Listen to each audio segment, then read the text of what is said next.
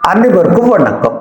சென்னை மெரினா கடற்கரையில் விமானப்படையினரின் வான் சாகச நிகழ்ச்சி. 10 லட்சத்துக்கும் மேற்பட்ட பொதுமக்கள் கலந்து கொள்வார்கள் என்ற எதிர்பார்ப்பு. ஆனால் அதற்கு உரிய ஏற்பாடுகளை தமிழக அரசு செய்திருந்ததா என்பதுதான் மிகப்பெரிய கேள்விக்குறி.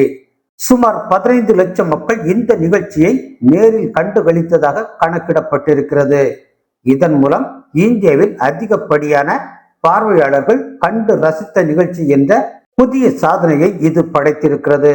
விமானப்படையினரின் இந்த சாகச நிகழ்ச்சியை காண கூட்டம் கூட்டமாக படையெடுத்து வந்த மக்கள் நிகழ்ச்சி முடிந்ததும் மொத்தமாக வீடு திரும்ப முற்பட்டதால் சென்னை சாலைகளில் கூட்டம் அலை மோதி இருக்கிறது. சாலைகள், ரயில் நிலையங்கள் அனைத்தும் ஸ்தம்பித்திருக்கின்றன. மெரினா கடற்கரையை ஒட்டியுள்ள சாலைகளில் நடந்து செல்லக்கூட முடியாத அளவுக்கு நிலைமை மோசமாகி இருக்கிறது. ஒரே சமயத்தில் ஆயிரக்கணக்கானோர் முண்டியடித்த நிலையில் கூட்ட நெரிசலில் சிக்கி 230 பேர் மயக்கம் அடைந்துள்ளனர். 93 பேர் மருத்துவமனையில் அனுமதிக்கப்பட்டிருக்கின்றனர். உச்சபட்ச கொடுமையாக கொருக்குப்பேட்டையைச் சேர்ந்த ஜான், திருவொற்றியூரைச் சேர்ந்த கார்த்திகேயன் மற்றும் தினேஷ்குமார், சீனிவாசன் என மொத்தமாக 5 பேர் தங்கள் இன்னுயிரை இழந்துள்ளனர்.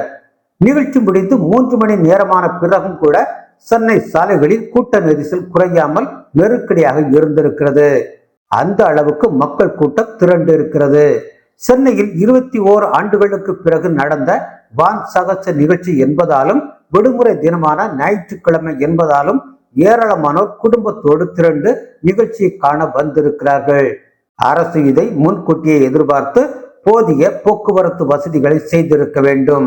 அது மட்டுமின்றி இந்த விமான சாகச நிகழ்ச்சியை காண வந்த மக்களுக்கு தேவையான அடிப்படை வசதிகளும் செய்து கொடுக்கப்படவில்லை என்ற குற்றச்சாட்டும் பெரும்பாலான பொதுமக்களிடமிருந்து எழுந்துள்ளது.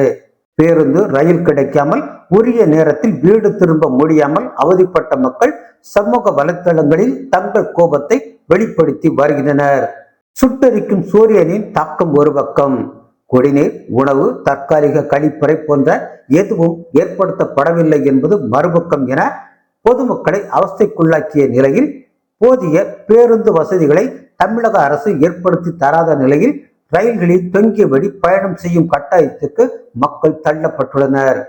வழக்கமாக தினமும் 2 லட்சம் பேர் ரயில்களில் பயணம் செய்யும் நிலையில் நேற்று ஒரு நாள் மட்டுமே 4.5 லட்சத்திற்கும் மேற்பட்டோர் பயணித்துள்ளதாக தென்னக ரயில்வே அறிவித்துள்ளது. அப்படியானால் கூட்டம் எப்படி அலை மோதி இருக்கும் என்பதை புரிந்து கொள்ளுங்கள்.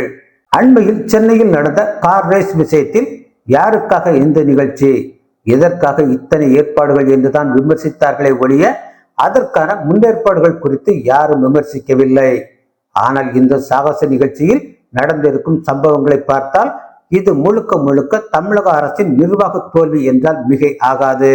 ஆனால் இது மத்திய அரசின் அலட்சியத்தால் நிகழ்ந்துவிட்டது என்று உருட்டுவதற்கும் இங்கே மேதாவிகள் இருக்கிறார்கள். ஒரு நல்ல நிகழ்வு, இப்படி மக்கள் திரள் வரும்போது எவ்வளவு நேர்த்தியாக ஒழுங்கு செய்திருக்க வேண்டும். ஆனால் எந்த முன்னேற்பாடும் சரியாக செய்யாததன் விளைவு மக்களின் கதறல்கள், அதுவும் குழந்தைகளின் கதறலை பார்க்க முடியவில்லை. யாருக்காகவோ கார் ரேஸ் நடத்துவதில் காட்டிய அக்கறையை கொஞ்சம் வெகுஜன மக்கள் மீது காட்டியிருக்க வேண்டும். காட்டதால் தான் இந்த அசம்பாவிதம் நடந்திருக்கிறது. இதற்கு யார் பொறுப்பேற்பது? போதிய வசதிகள் செய்யப்பட்டிருக்கிறதா என உறுதி செய்வது யாருடைய பொறுப்பு? மெரினாவை பொறுத்தவரை வெயிலோ மழையோ டக்கென்று ஒரு மறைவிலோ அல்லது கூடாரங்களிலோ ஒதுக்க முடியாது. ஏனென்றால் அங்கு எப்பவுமே அந்த மாதிரி வசதிகள் கிடையாது. அது முற்றிலுமாக ஒரு திறந்த வெளி. இப்படி ஒரு நிகழ்ச்சி ஏற்பாடாகும் போது இதெல்லாம் கருத்தில் கொண்டு தேவையான அடிப்படை வசதிகளை செய்து கொடுத்திருக்க வேண்டியது அரசின் கடமை.